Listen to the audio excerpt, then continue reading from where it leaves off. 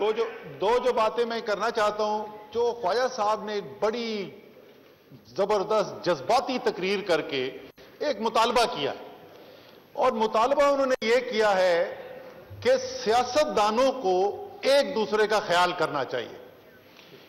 مجھے لگ رہا ہے کہ خواجہ آصف کو وہ اچھے پرانے وقت یاد آ رہے ہیں کہ جب اسی ہاؤس نے ایسے ایسے تماشے دیکھے ہوئے ہیں کہ ملک کا وزیر داخلہ کھڑا ہو کے کہتا ہے ایک معزز اپوزیشن کے ممبر کے بارے میں کہ میرا منہ نہ کھلوائیں، انہوں نے کتنی چوریاں کی ہوئی ہیں۔ 15 منٹ یہ تقریر کرتا ہے، پھر وہ معزز ممبر کھڑے ہو جاتے ہیں، وہ کہتے ہیں یہ وزیر داخلہ میرا منہ نہ کھلوائیں، انہوں نے کتنی چوریاں کی ہوئی ہیں، اور دوسرے دن کھڑے ہو کے دونوں کہتے ہیں کہ جمہوریت کی خاطر ہم ایک دوسرے کی چوری پہ پردہ ڈالتے ہیں۔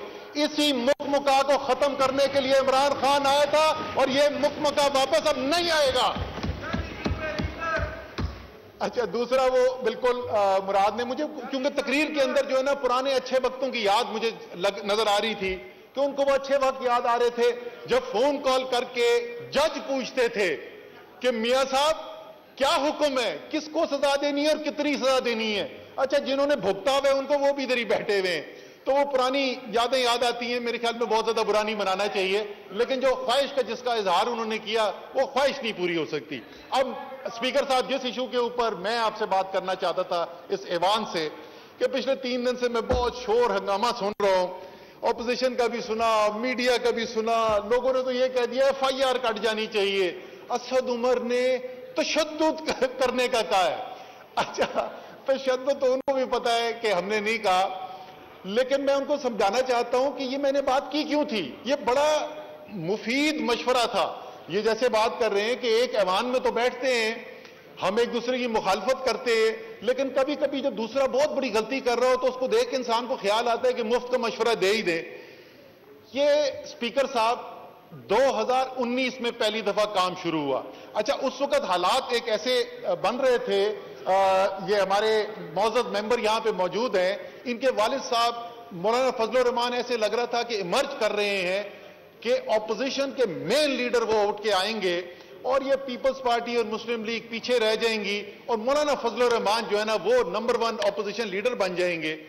وہ یہاں پر آ گئے، یہاں پہ بہت عرصے تک بیٹھے رہے۔ لوگوں نے کہا وزیر اعظم کو جی آپ پکڑ لیں، بند کر لیں، انہوں نے کہا کچھ کرنے کی ضرورت نہیں ہے، ان کا جمہوری حق ہے، یہ کرنا چاہتے ہیں یہ بے شک کریں احتجاج۔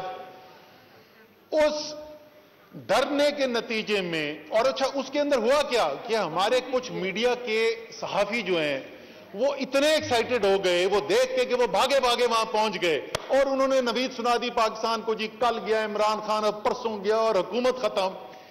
جب وہ دھرنا ناکام ہوا تو اس کے بعد سے کسی نے یہ بات سنی ہے کہ مولانا فضل الرحمان جو ہیں وہ اپوزیشن کے مین لیڈر ہیں؟ اپوزیشن کی دوسری پارٹیوں نے، بڑی پارٹیوں نے ان کو لارے دے کے اسلام آباد لے آئے۔ اسلام آباد جب وہ پہنچ گئے تو بیچارے وہاں پہ جو لوگ تھے وہ سب یہی پوچھتے رہ گئے کہ سانو نہر والے پل تے بلا کے سونا مائی کتنے رہ گیا؟ سونا مائی آرام سے کراچی اور لاہور بیٹھے تھے۔ چلو جی، ایک لیڈر کی انہوں نے سیاست ختم کر دی۔ اس کے اگلی سردیوں میں پھر جوش چڑھا، پھر انہوں نے کہا کہ جی تحریک چل رہی ہے، دھواں جلسے۔ وہ ایک ہمارے لیڈر ہیں جو دلیر بہت زیادہ ہیں، تو وہ اتنے دلیر ہیں کہ انہوں نے اپنے ورکرز کو سب کو دعوت دی کہ تم جو ہے نا فوج کے ساتھ ٹکرا جاؤ، اور انہوں نے فوج کے آرمی چیف کے خلاف تقریریں، DGI کے خلاف تقریریں، نام لے کے تقریریں کر رہے ہیں۔ صرف مسئلہ یہ تھا کہ وہ اس ملک سے اور ان فوج سے 6000 میل دور بیٹھے ہوئے لندن چھپے ہوئے تھے، وہاں پہ ابھی تک وہ پلیٹیں چمچے نہیں ٹھیک ہو رہے، جس کی وجہ سے وہ کہتے تھے باہر جا رہے ہیں۔ 4 مہینے جلسے کرتے رہے جی۔ 4 مہینے جلسے کرنے کے بعد انجام کیا ہوا؟ انجام یہ ہوا کہ وہ پوری PDM ہی تتر پتر ہو گئی۔ آخر میں ایک دوسرے کے اوپر الزام لگانے شروع کر دیے، اور آپ کو اپوزیشن ہی کہیں نہیں نظر آتی تھی۔ اب میں تیسرے سال پھر نہیں سن رہا ہوں، لوگوں نے مجھ سے سوال پوچھے، جرنلسٹ مجھ سے پوچھ رہے تھے کہ جی یہ کیا ہوا؟ میں نے کہا یار یہ ہوتا ہے کہ بہت ساری چیزیں جو ہے نا موسمی ہوتی ہیں، سردیاں آتی ہیں، نزلہ آتا ہے، زکام ہوتا ہے، کھانسی ہوتی ہے، اس کے بعد سردیاں ختم ہوتی ہیں، چلے جاتا ہے۔ اس لیے ایک نیا ہماری ایک موسمی بیماری آئی ہے، سردیاں ہوتی ہیں، PDM ہوتا ہے، جلسے ہوتے ہیں، جلوس ہوتے ہیں، تقریریں ہوتی ہیں، سردیاں ختم ہوتی ہیں، چلے جاتے ہیں، یہ پھر چلے جائیں گے۔ سے ہمیں پریشانی کوئی نہیں ہے اور کوئی ان کو تشدد ہمیں کرنے کی ضرورت نہیں ہے، کیونکہ جو میں نے کہا تھا وہ ہوگا ضرور اسپیکر صاحب. کوٹ تے پینی ہے لیکن سیاسی کوٹ پڑنی ہے، ان کو ہمیں ہاتھ اٹھانے کی اس کی ضرورت نہیں ہے، یہ سیاسی طور پہ پھر فارغ ہو جائیں گے. اب میں میڈیا کے دوستوں سے میں سوال پوچھتا ہوں. میں نے بولا کہ سن لیں وہ جو میڈیا میں پی ڈی ایم کے سہولت کار ہیں، پورے اداروں نے شور مچا دیا، تو کیا وہ عوام کے سامنے کھڑے ہو کے اس بات کو قبول کر رہے تھے کہ وہ پی ڈی ایم کے سہولت کار ہے؟ میں نے تو کسی گروپ کا نام نہیں لیا، میں نے تو کسی صحافی کا نام نہیں لیا، میں نے تو صرف یہ کہا تھا پی ڈی ایم کے سہولت کار ہیں. اور ہاں، میں آج فلور آف دی اسمبلی پھر کہوں گا، یہ ہمیں پتا ہے اور یہ پاکستان کے عوام کو پتا ہے، میڈیا کے اندر پی ڈی ایم کے سہولت کار بیٹھے ہوئے ہیں جو نام کے صحافی ہیں لیکن اصل میں سیاسی سہولت کار ہیں. تو ہماری میڈیا جو ہے آزاد ہے. جیسی عمران خان کی اور تحریک انصاف کی حکومت کی تنقید ہوتی ہے، شاید دنیا میں ایسی کہیں پہ بھی نہ ہوتی ہو میڈیا کی طرف سے.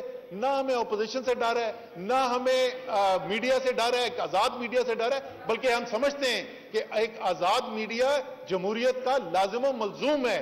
انشاءاللہ تعالی پچھلی 3 سردیاں بھی گزر گئیں، یہ سردی بھی گزر جائے گی.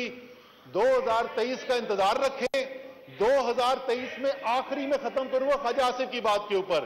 ایک بڑی اچھی انہوں نے خواہش کا اظہار کیا، اور وہ خواہش یہ تھی کہ الیکشن میں لوگ وہ آئیں جو ووٹ لے کر آئے ہیں، وہ آئیں جیت کر حکومت وہ بنائیں جن کو عوام نے ووٹ ڈالے ہیں، وہ نہیں کہ جو دوسرے راستوں سے آنے کی کوشش کریں.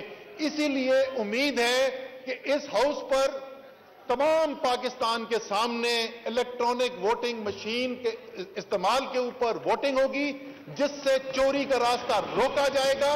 اور سارا پاکستان دیکھ رہا ہوگا اسپیکر صاحب کہ کون صاف اور شفاف الیکشن کے ساتھ کھڑا ہوا ہے اور کون دھاندلی زدہ نظام کے ساتھ کھڑا ہوا ہے. جی